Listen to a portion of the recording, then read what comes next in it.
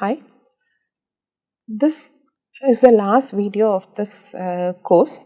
In this video, we will discuss the summary of all the content we have seen so far. This course was shared by Professor Murali Krishnan, Neetu Rai, Nivita and myself Batmarika. We will discuss the summary of all the content discussed by all four of us.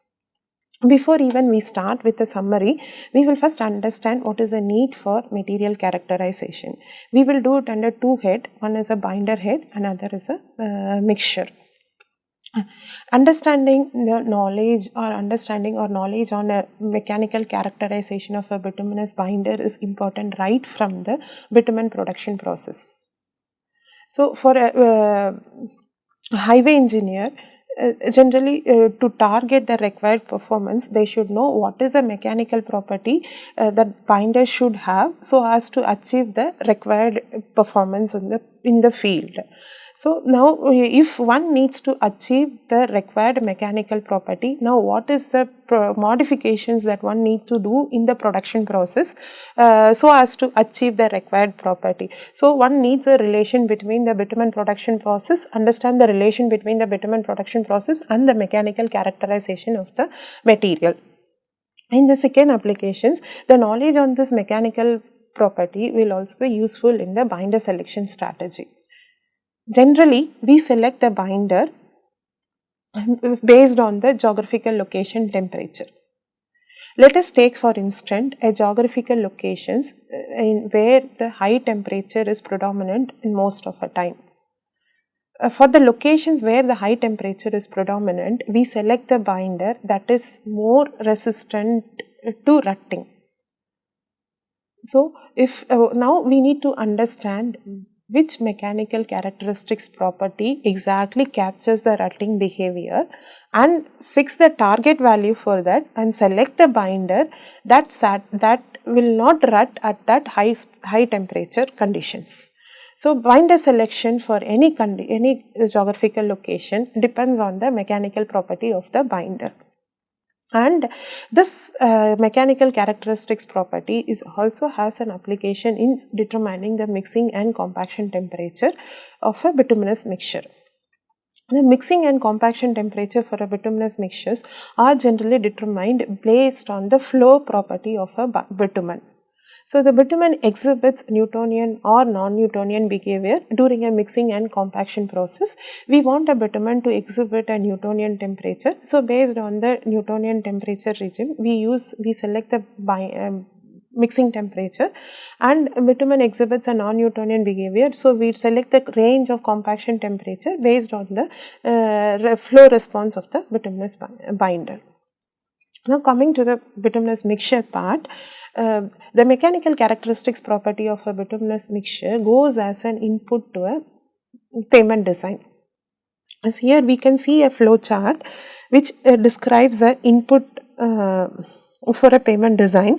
So, the green one highlighted here is a mechanical characteristics model input that we need to give it for a pavement design. So, this mechanical characteristics model input goes as a input for a environmental model predictions or a temperature predictions, okay, or a primary response model predictions, like what is the critical stresses and strain in the pavement, and a distress predictions like what is a rutting distress and what is a fatigue cracking distress. So, this mechanical characteristics behavior like dynamic modulus, resilient modulus, rutting distress and a fatigue distress equations all goes as a input in the mechanistic empirical design so as to predict the future performance of the pavement layers.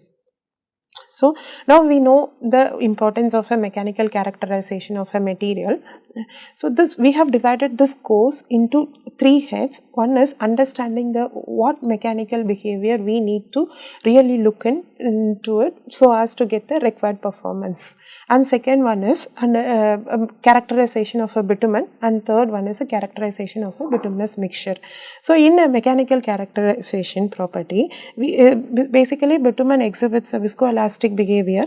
So, we have included a linear viscoelastic response, small amplitude oscillatory shear and time temperature superposition principle, and the master curve constructions and the models in the master curve construction in this part.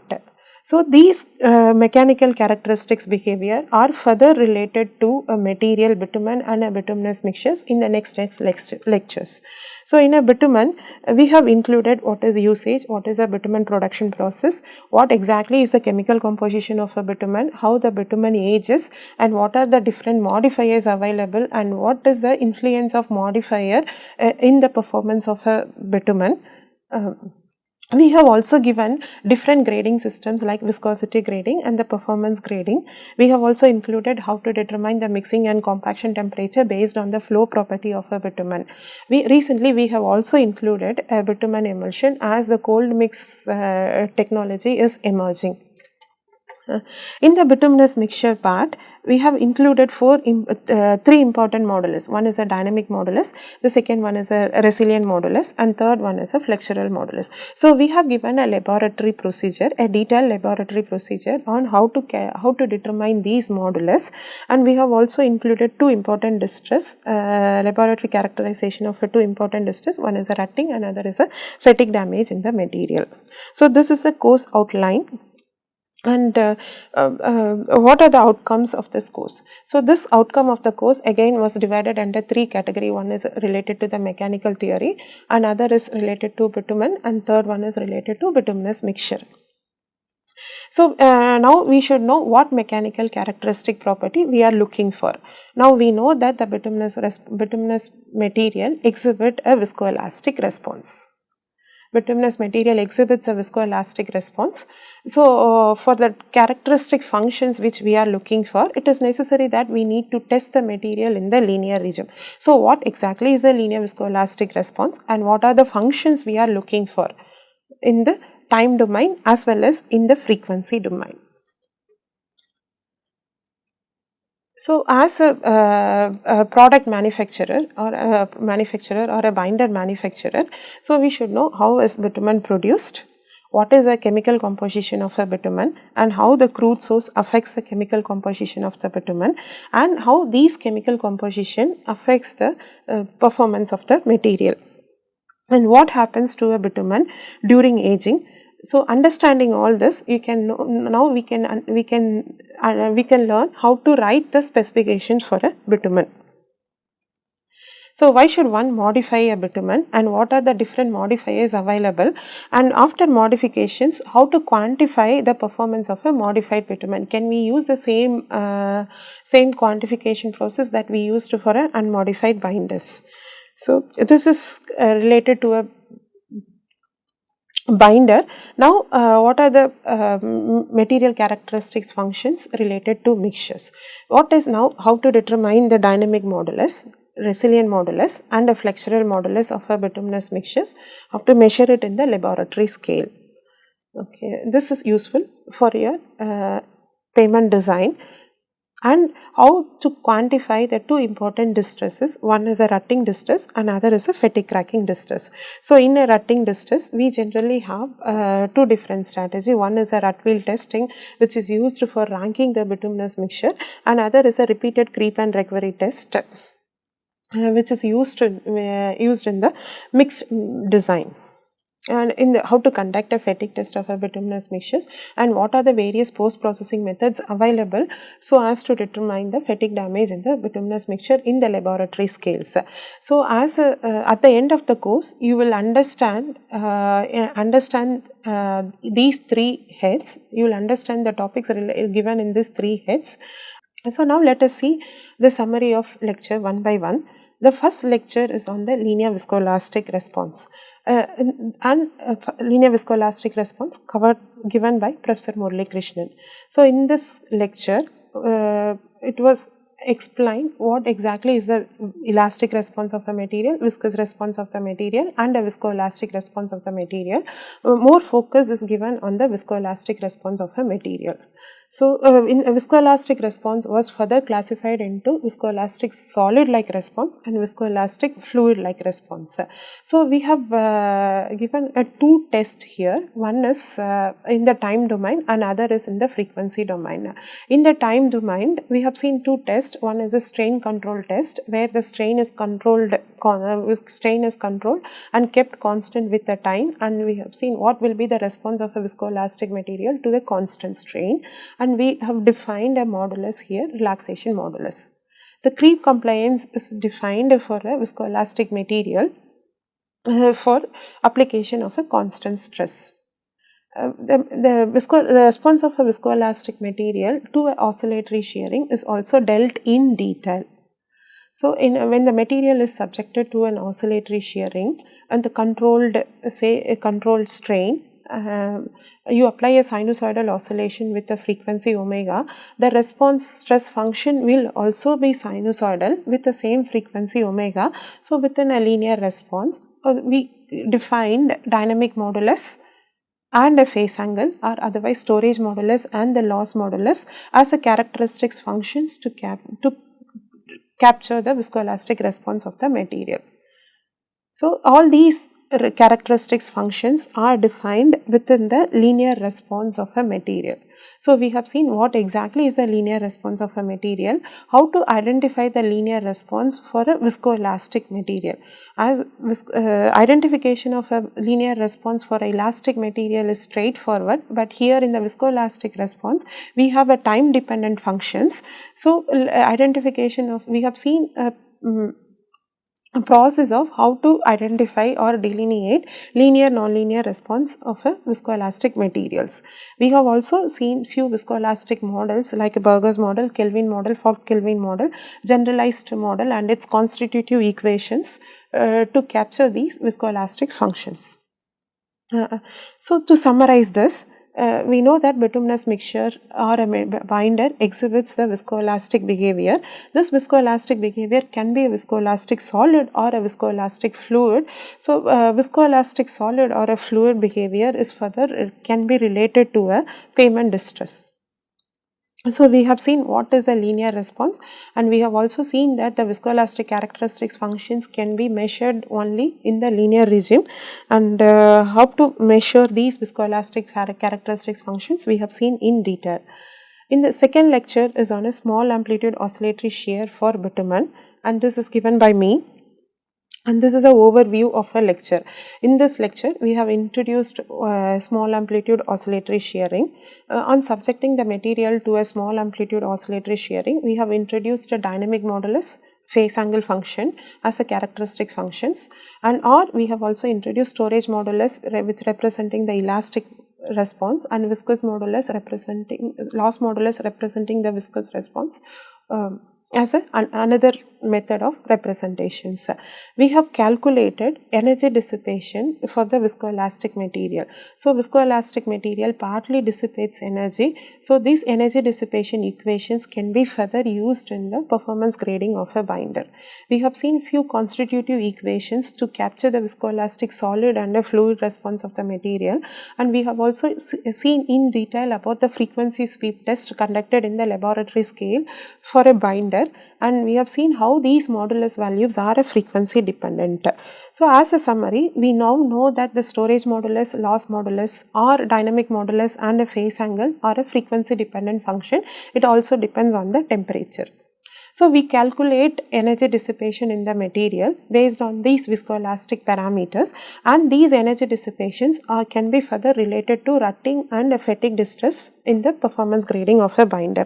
So, there is an ASTM standard D7175 which describes the test methodology used in testing the bitumen in a small amplitude oscillatory shearing using dynamic shear rheometer. The third lecture is on a time temperature superposition principle and a master curve constructions. So, now the overview of the lecture is, we have seen what exactly the time temperature superposition principle is, how to construct a master curve using time temperature superposition principle, and we have also seen few master curve models. So, now what exactly is the time temperature superposition principle? we have defined a few viscoelastic functions in a time domain and in the frequency domain, and we know that the viscoelastic functions are frequency dependent and also temperature dependent. So any viscoelastic function measured at a particular frequency and a particular temperature can be related to the same viscoelastic function measured at a different frequency and different temperature. This is what exactly the time temperature superposition principle says. So this time temperature superposition principle can be further applied in the construction of a master curve. So we measure a dynamic modulus, for instance, over a wide range of frequency, but this range of frequency measurement in the laboratory scale is fixed, and we have a constraint in selecting this frequency and a temperature. So what we do is we measure a dynamic modulus at a different temperature, and we shift the modulus value, maybe a horizontal shift or a vertical shift. Mostly we follow a horizontal shift for a bituminous material. So we shift the dynamic modulus value horizontally, that is dynamic modulus value measured at different temperature horizontally, so as to get the master curve at one reference temperature. So now we have a shift factor. This shift factor is going to depend on the temperature, and we have two equations to describe the shift factor's temperature dependency. One is William-Landau-Ferry equation, and other is Arrhenius equations. So this William-Landau-Ferry equations and Arrhenius equations can be used to describe the shift factor as a function of temperatures. So we have used this, used experimental data, and we have seen what exactly the master curve is. And we have also seen different master curve models and some master curve model parameters that have been commonly used in the binder characterization process, like crossover frequency, asymptotic modulus as G infinity, and zero shear viscosities, which are further used in the characterization of a bituminous material. So, as a summary, this tells you what exactly the time temperature superposition principle is. So, the effect of increasing or decreasing the loading time on the mechanical property of a bituminous material is captured by the time temperature superposition principle, and it is equivalent to raising or lowering the temperature. So, in increasing or decreasing the loading time is equivalent to raising or lowering the temperature in the material. So this is exactly what the time temperature superposition principle tells you, and this time temperature superposition principle is applicable only when the response of the material is thermorheologically simple. So you can use this time temperature superposition principle and construct a master curve only if the response of the material is thermorheologically simple. So when will the material be thermorheologically simple? There should not be any transition in the material for the given range of temperature. So the next lecture is on the asphalt usage and processing, given by Professor Murali Krishnan. So he explained what is the difference between bitumen and asphalt, what are the different definitions available in the literature. He also explained on the abundance of a bitumen and its usage. He also explained a refinery process, production process to produce asphalt. So we have seen that different characteristics, features of a crude, like API gravity, sulfur content and a carbon content governs the crude property, and for a different crude with these specifications will produce an asphalt of different characteristics functions. This refinery production process is really a complex process, and one cannot look for two different crude producing a same grade of asphalt have a same property of a bitumen. For example, VG30 grade of bitumen can be produced from a two different crude source, but it is not necessary that both VG30 grade should have a same property of a bitumen. So the property of a bitumen is greatly dependent on the crude source. So, bitumen is, we have seen that as a summary, we have seen that bitumen is one of the oldest construction material, and the production process is really a complex and it's a crude dependent, and the same grade of bitumen can show different property or different behavior if the crude source is different. So, highway engineers should understand what is the refinery process, how this refinery process has to be controlled so as to produce the bitumen of required grade. The next lecture is on the chemical composition of a bitumen. This is given by Professor Nivita, and this is the overview of a lecture. He has given, she talked about what is chemical composition of a bitumen at different scales. One is an elemental scale, molecular levels, and in the fractionation level. And she has also discussed various functional groups in the bitumen, and she has also talked about the molecular arrangement in the bitumen and how different morphology of a bitumen. She also has given as some of a microstructural model that have been commonly used to model the microstructure of a bitumen, and he related chemical composition and the physical property of a bitumen. So, as a summary, we have seen that there are different techniques available to quantify the chemical composition of a bitumen. So, it all depends on what is that we are targeting of. Suppose if you want to quantify the chemical composition change during aging, we use FTIR techniques, and if you want to study the chemical composition changes that happens due to modification process, we go for a morphologist. And if you want to study the chemical composition changes that happens due to transition in the material behavior, we go for differential scanning calorimetry along with the DSR value. And this chemical composition of a bitumen is really a complex composition, and we have seen clearly that the performance of a bitumen cannot be directly related to the chemical composition of a material. The next lecture is on the aging of bitumen and a bituminous mixture, given by Professor Nivita. So, this is the overview of a lecture.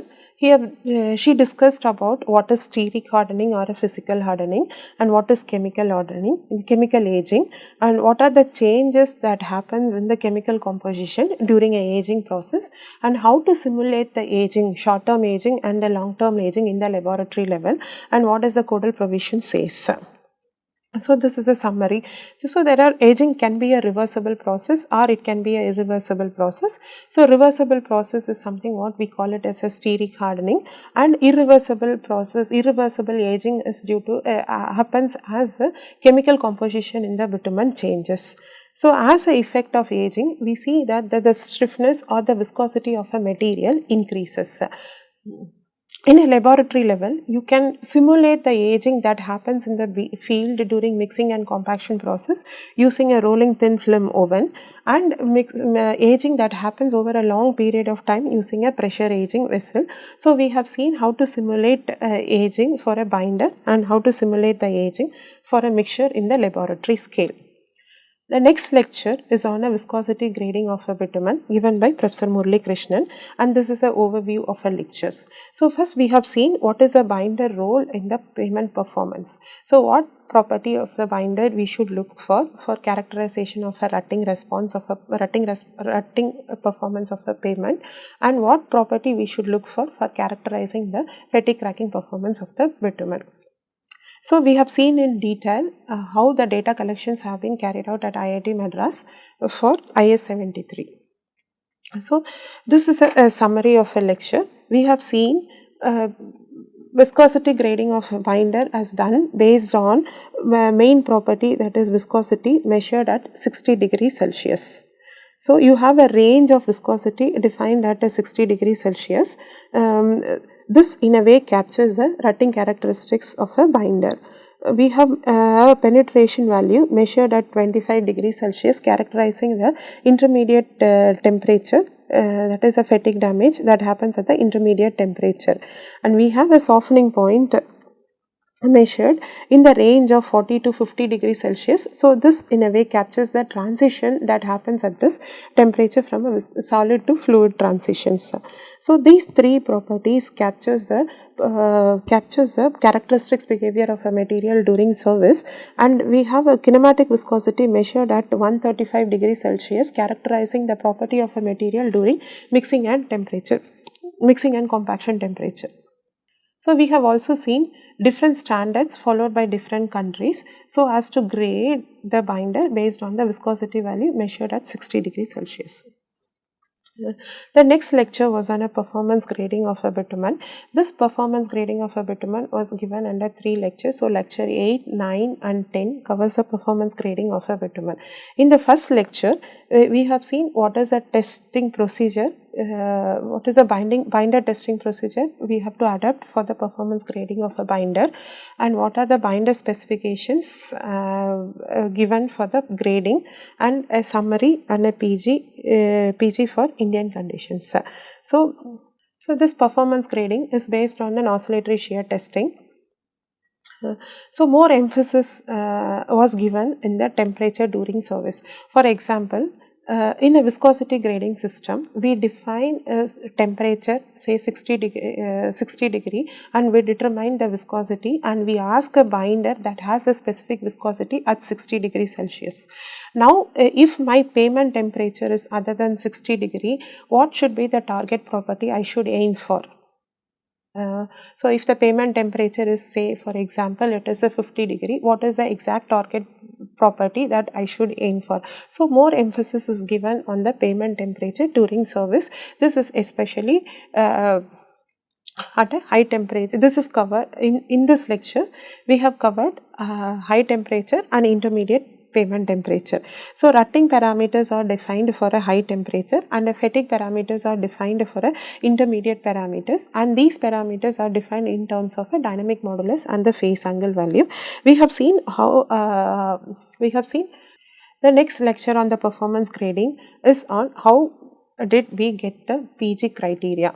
So to get the PG criteria, the main key function here is the energy dissipations. So we know that the viscoelastic material dissipates energy, and the energy dissipation can be measured using an integral equations. So for a sine wave, the energy dissipation is calculated to be dependent on the sine delta. So now we define as a parameter for characterizing rutting and fatigue damage from this energy dissipation functions, and we saw that G star by sine delta as a rutting susceptibility functions to characterize the rutting in the material, and G star in sine delta to characterize the fatigue damage in the material. So one is a high temperature property, another is an intermediate temperature property. In the next lecture of the performance grading of a bitumen, we have focused on the low temperature performance grading. So in the low temperature performance grading is based on a two test. One test is conducted as per ASTM D6648, which is a beam bending test. Another test is a direct tension test conducted on an asphalt binder as per ASTM D6723. So, specifications for a low temperature following ASTM D6816 is also explained to you clearly in this. So, we saw that at low temperature, bitumen behaves as a brittle or ductile, or you will have a ductile brittle failure. So, we have clearly seen how to measure how to measure a low temperature property based on two ASTM. So one is a displacement control test, and other is a load control test, and how these test parameters are used to calculate the low temperature PG of a binder has been explained to you. The next lecture was on the modifiers for bitumen, and this is given by Professor Nivita. So this is the outline of the lecture. So she first introduced different modifiers available for a bitumen. So the main focus was given on a plastomer modified by bitumen, elastomer modifier, and a crumb rubber modifier. She explained clearly how the aging happens in a modified binder, and how the aging of a modified binder is different from the aging of an unmodified binder. She also explained the rheological properties that one needs to look in for a modified binders, exclusive rheological property that one needs to look in for a modified binders. So, there are wide variety of modified binders available that we have seen, and we select the modifier based on the purpose we look for. For example, if our basic aim is to improve the rutting property of a binder, we select the appropriate modifier that improves the rutting characteristics functions. So, the modifiers when added to a bitumen has a physical as well as a chemical interactions. These physical and a chemical interaction varies the physical property or a rheological property of a binder. It also varies the rate of aging of a binder. So, to characterize the rheological property of a modified binder, we look for a PG gradation, and this PG grading is insufficient for a modified binder. So, this is supported in addition to a PG grading, it is supported with multiple stress creep and recovery test, and we conduct a multiple stress creep and recovery test and measure a creep compliance values. And a percentage recovery value, and these creep compliance and the percentage recovery values are related to loading conditions and to characterize the response of a modified binders to a high temperature rutting. So, we have also seen a specification IS 15462 related to this. Lecture 12 is on a mixing and compaction temperature for binders given by Professor Murali Krishnan. So, this is the overview of lecture 12. We exactly want to know what is the temperature you need to use for mixing and compaction of a bituminous mixture. So, we have seen how the compaction of a bituminous mixture is carried out in a field using different rolling process. We have seen the temperature range that varies during a compaction process. So, during the compaction process, so there is a transition of a binder from Newtonian to non-Newtonian behavior. So, as a material transit from the Newtonian to non-Newtonian behavior, what exactly is the viscosity change in the binder, and how these viscosity or a flow behavior can be used in capturing the mixing and compaction temperature. So, this is something we have typically seen a equiviscous method of determining mixing and compaction temperature for an unmodified binder.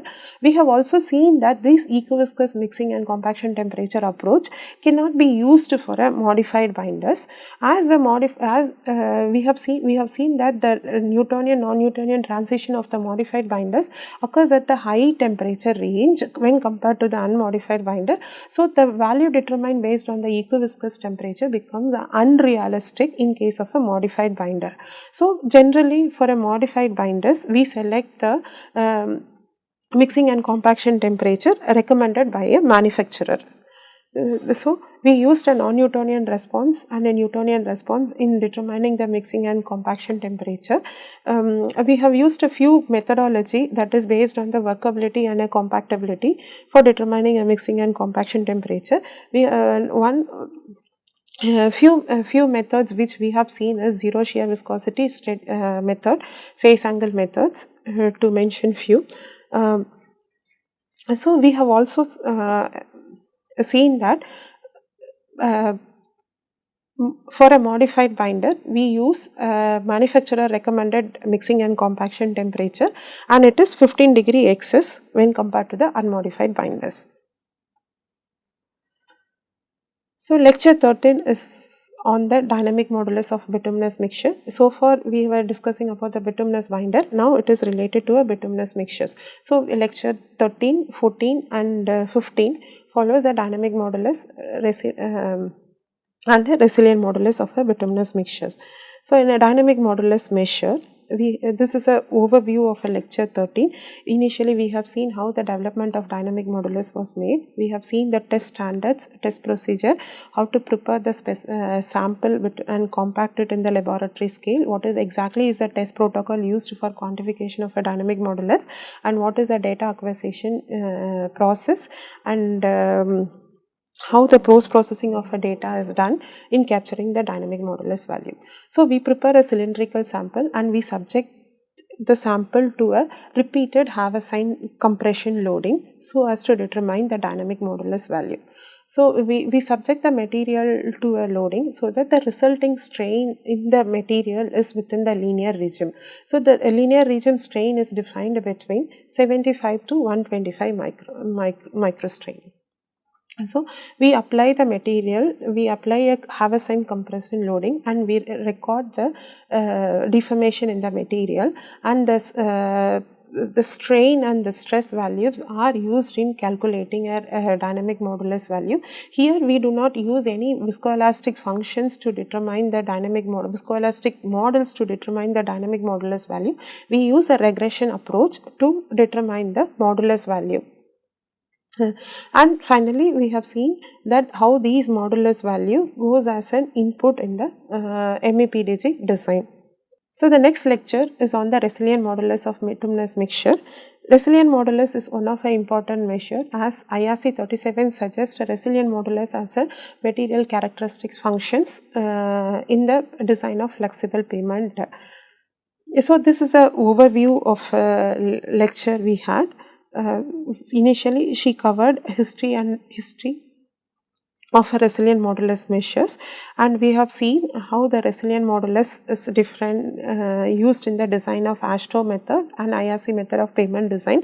We have seen a detailed test protocol based on 2 ASTM and how these data are post processed so as to get the resilient modulus and the Poisson's ratio values, and we have also discussed the issues related to the measurement of a resilient modulus. So IRC 37 has a resilient modulus of a bituminous material. You have a table describing the resilient modulus of a bituminous material at different temperatures and for different materials. So these values are a tentative value, and it is clearly given that for a design purpose one need to measure the resilient modulus of a bituminous material and give it as an input in a pavement design. So it is necessary for one to understand the detailed procedure involved in the resilient modulus measurements. So we have 2 ASTM standard, one is ASTM D4123 and other is ASTM D7369.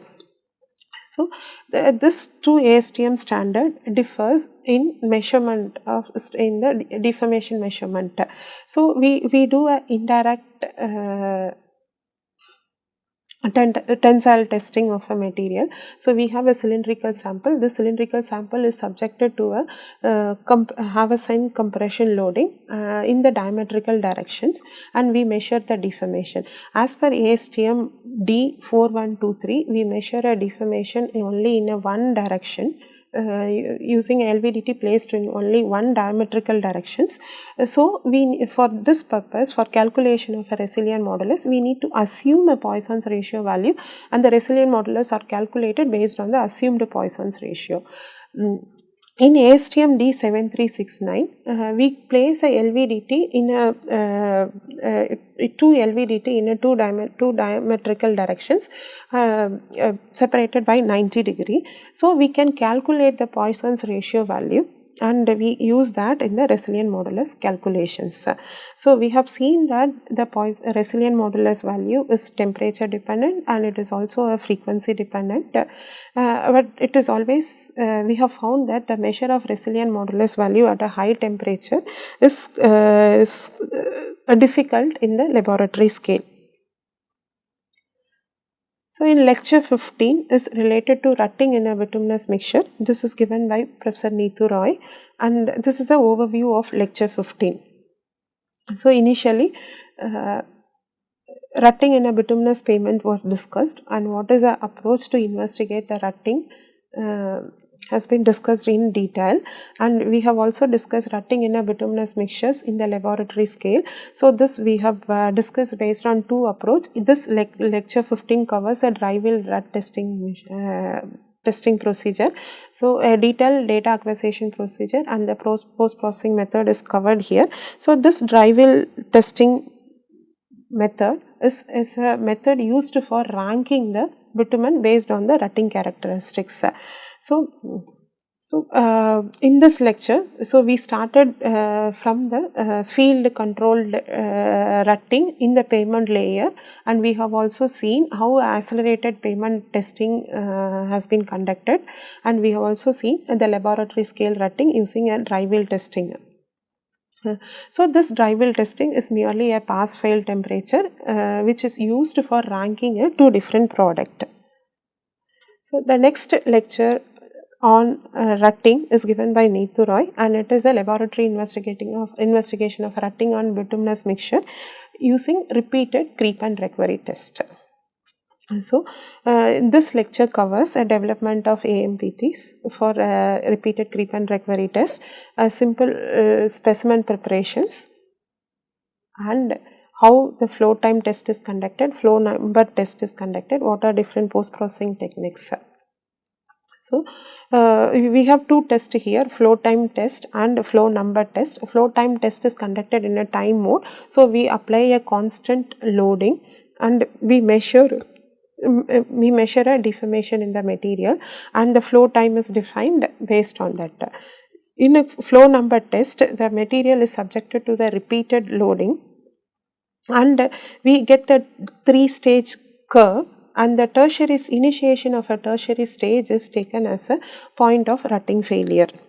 So, this flow number value and flow number values are related to a traffic level, and this can be possibly implemented in a superpave design or a Marshall method of mixed design to characterize the rutting response of the material.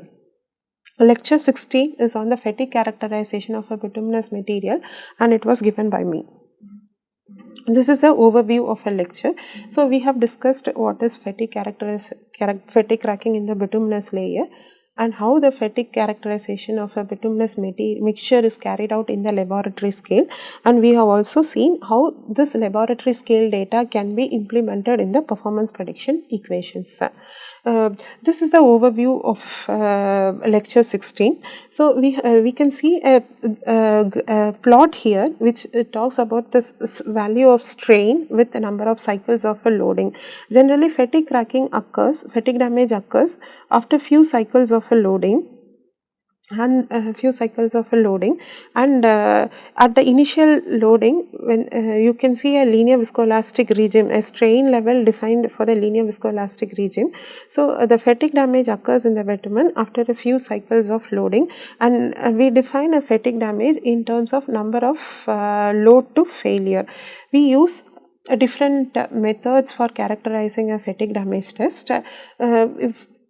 We have discussed two tests in detail. One is a 4-point beam bending test, another is IDT test to quantify the fatigue damage in the material. So, in the 4-point beam bending test, we subject the material to a sinusoidal repeated loading. It can be a stress control test or it can be a strain control test. Generally, strain control test is adapted because in a stress control test, when we subject the material to a repeated